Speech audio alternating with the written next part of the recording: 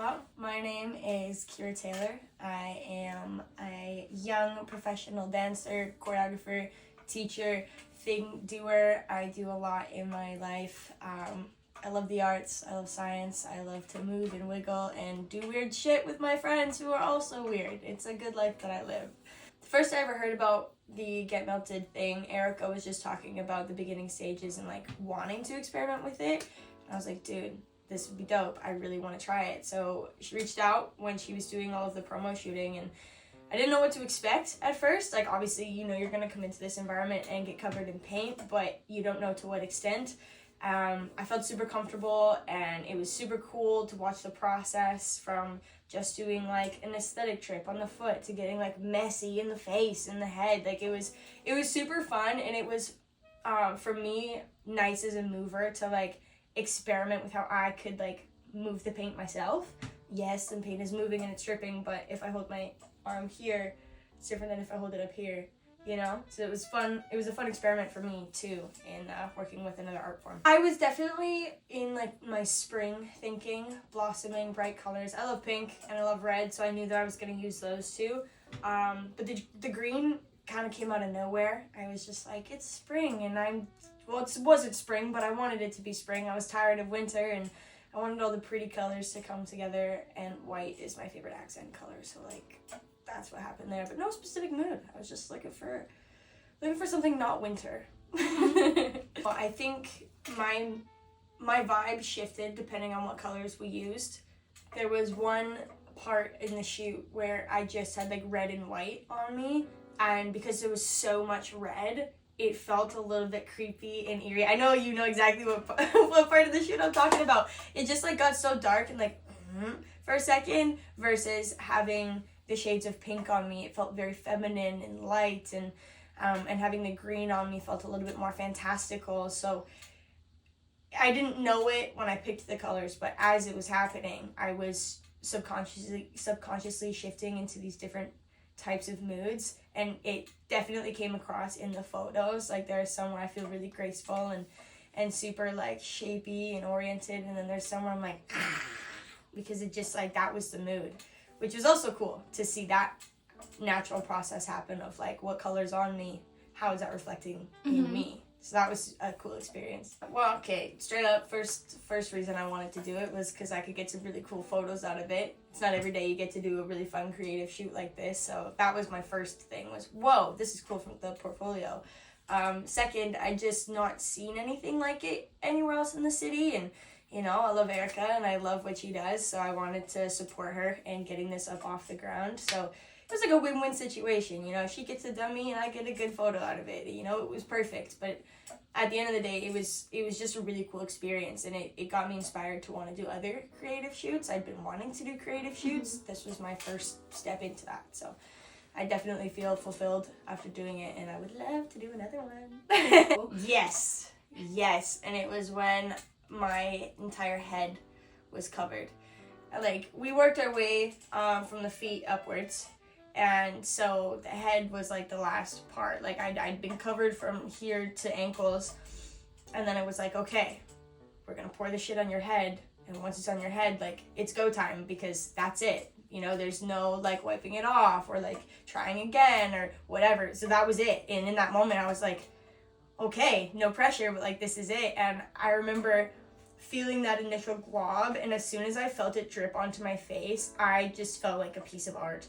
And I was just like, oh, we're in this. And I just like, it was in my ear holes, and it was like getting into my eye and like up my nostril, but it was just like, I felt so ethereal in that moment, just being like, yes, like this was the moment. This was it coming to life. I was like squishing it in my face and like pulling my skin, and I felt like I was one with the paint. I thought I was the paint. It was so interesting to see that, like just that final moment of, we've done all this for the last few hours, but this 10 minutes was just so grimy and raw for me. It felt really cool. Not one particular photo, but I think across the board, I had an idea of what everything looked like based on the way it felt on my body, mostly because I could only feel the fresh paint. If any paint had settled or dried or been smushed around, it was no longer like in the forefront. So the final photos like felt so much more, I'm gonna use the word like chaotic, because might have only been aware of like the drips that were happening on my shoulder, but not of like all this undersideness that we had already touched. So like as I was focusing on this, I'm like, oh, this part's coming into the photo too. And so I think it felt like messier, more chaotic than I thought they were gonna look, which worked. It worked, and with the way I played it all, it came together quite nicely. And like doing my feet at first, when it's the first couple drops, that's what it is. It's clean, it's aesthetic, and it's neat. But as you're working your way up and you've got all these layers of paint on you, it's not only the fresh strips that are coming through, and they're not the only things you got to think about. So that became a challenge for me too, when I realized there's other aspects of paint that I could be playing with here, not just the fresh strips. So if I was to do a second round, I think I would be a lot more mindful of the already layered paint and not only thinking about what's just being put on my body. I think I could make some cooler shapes and some more intentional shapes with that in mind for next time.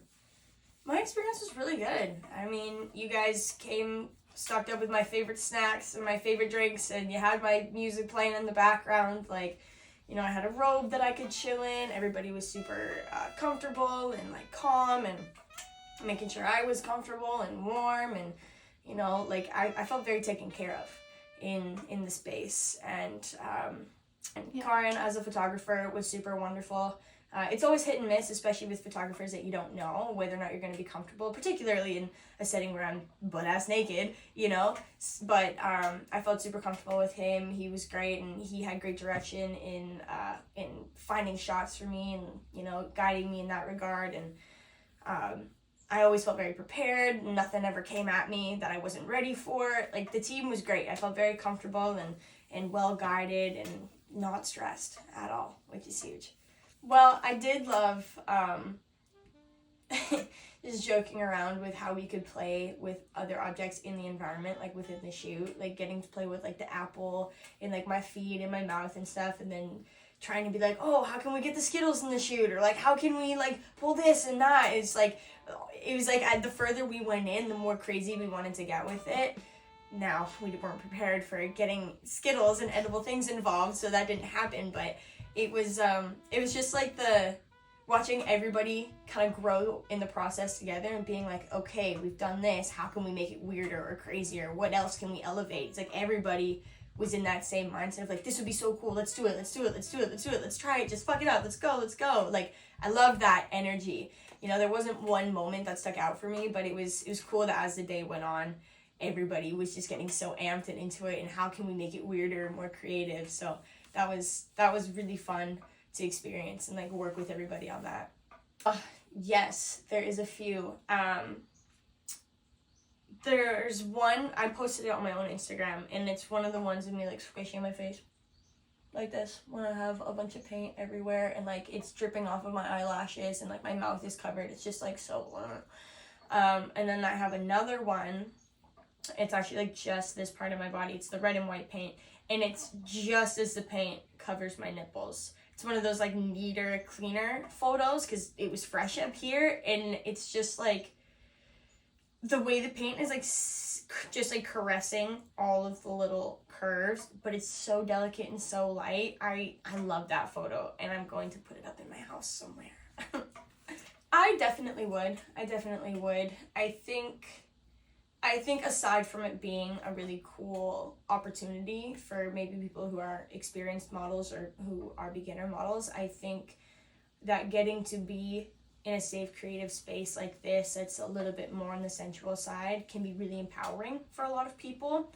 And if you're somebody who's working on building up that self-confidence and trying new things and getting out there, trying something like this it might seem like jumping into the deep end, but I think it's one of the safest, most expressive ways you can do it, because you can do it how you want, with what you want, how long you want. If you don't want to do full body nudity, you know, just start with a thong on and like see how that makes you feel comfortable. I'm a really big advocate for people living in their skin and nudity. I love nudity. I think people should spend more time naked. I think it brings in a lot of self-love when people do that. So when you can walk into an environment like this and play with that like sensual, intimate nudity in an artistic setting, I found it to be really comfortable. And I think when people see themselves in that light and see themselves creating art with their bodies, it brings a sense of empowerment. Like, how could you not look at that and think that you are a piece of art yourself? It's so beautiful. So I encourage everybody to try it, even if they just want to start with their feet or something, like something small. You are the art, and I think this gives people opportunities to really see and embody that.